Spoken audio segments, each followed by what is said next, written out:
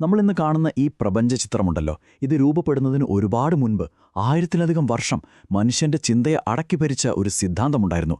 കേൾക്കുമ്പോൾ അതിശയം തോന്നും. പക്ഷേ ഇന്ന് നമുക്കറിയാം അത് പൂർണ്ണമായും ശരിയല്ലെന്ന്. ടോളമിയുടെ ആ പ്രപഞ്ചത്തിലേക്ക് നമുക്ക് ഒരുമിച്ചൊന്ന് പോയി നോക്കാം. ഒന്ന് ആലോചിച്ച് നോക്കിയേ.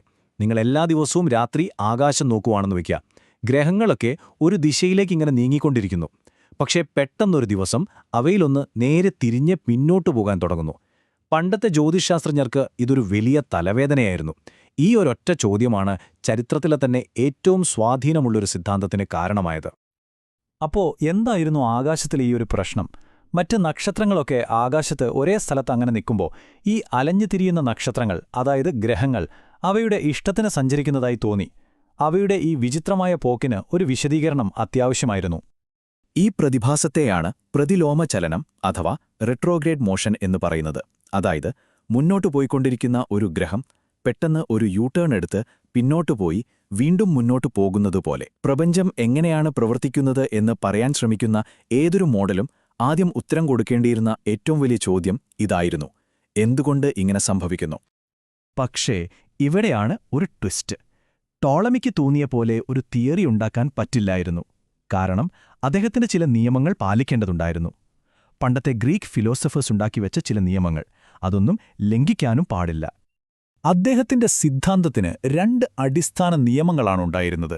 ഒന്നാമത്തെ റൂൾ: ഭൂമിയാണ് സെന്റർ. ഒരു സംശയവുമില്ല, അത് അനങ്ങാതെ അവിടെ തന്നെ നിൽക്കും.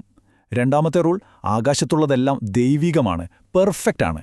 അതുകൊണ്ട് അവയൊക്കെ കറങ്ങേണ്ടത് ഏറ്റവും പെർഫെക്റ്റ് ഷേപ്പായ വൃത്തത്തിൽ തന്നെയായിരിക്കണം, അതും ഒരേ വേഗതയിൽ. ഈ 2 നിയമങ്ങളും തെറ്റിക്കാൻ പാടില്ല.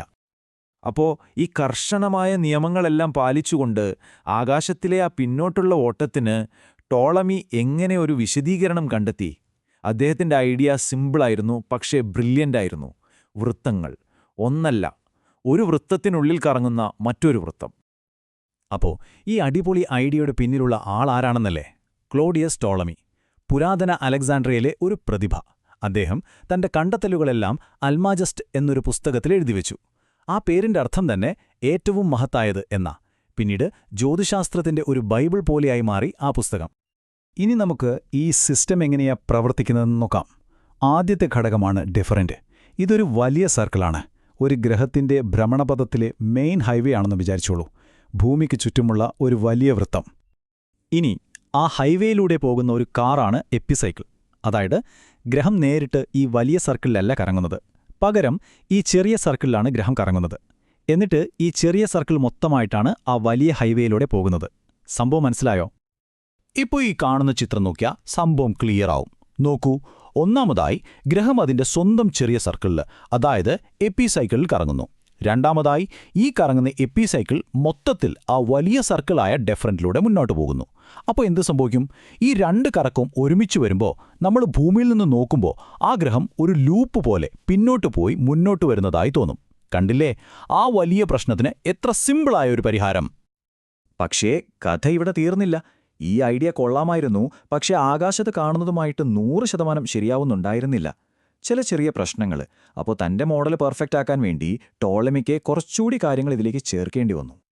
പ്രശ്നം ഇതായിരുന്നു: ടോളമിയുടെ സിമ്പിൾ മോഡൽ വെച്ച് നോക്കുമ്പോൾ ഈ ലൂപ്പുകളൊക്കെ എപ്പോഴും ഒരേപോലെയിരിക്കണം.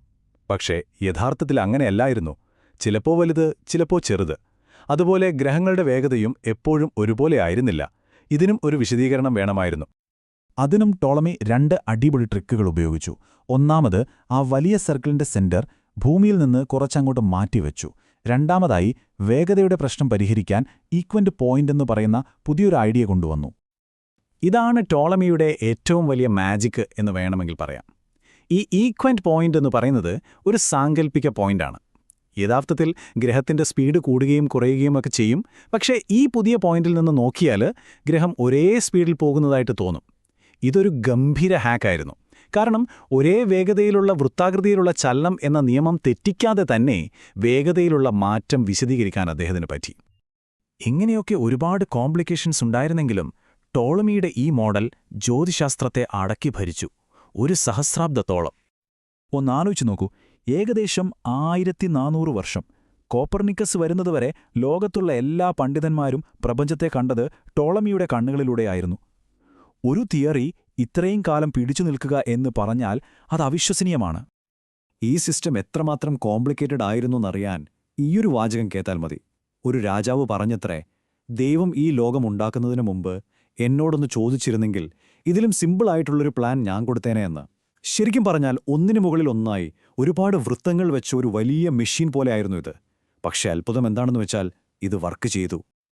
അതുകൊണ്ട് ഇത് തെറ്റാണെന്ന് നമുക്കിന്നറിയാമെങ്കിലും ഇതിനെ ഒരു പരാജയമായിട്ട് കാണാൻ പറ്റില്ല. അന്നത്തെ കാലത്ത് അതൊരു ഗംഭീരമായ ശാസ്ത്രീയ മുന്നേറ്റം തന്നെയായിരുന്നു. കയ്യിലുള്ള അറിവും ഉപകരണങ്ങളും വെച്ച് പ്രപഞ്ചത്തെ വിശദീകരിക്കാനുള്ള മനുഷ്യന്റെ കഴിവിന്റെ ഒരു ഉഗ്രൻ ഉദാഹരണം. അപ്പോ നമ്മൾ എത്തി നിൽക്കുന്നത് ഈ ഒരു ചോദ്യത്തിലാണ്: എങ്ങനെയാണ് തെറ്റായ ഒരു ആശയം ഒരേ സമയം ഒരു വലിയ വിജയമായി മാറുന്നത്? ടോളമിയുടെ മോഡൽ തെറ്റായിരുന്നു, സംശയമില്ല. പക്ഷേ 1400 വർഷം അത് മനുഷ്യർക്ക് വഴികാട്ടിയായി. അപ്പോൾ ശാസ്ത്രത്തിന്റെ വളർച്ചയിൽ ശരിയായ ഉത്തരങ്ങൾക്ക് മാത്രമല്ല, ചിലപ്പോൾ ഇതുപോലുള്ള വിജയിച്ച തെറ്റുകൾക്കും ഒരു പ്രധാന സ്ഥാനമില്ലേ? നിങ്ങൾക്കെന്താ തോന്നുന്നത്?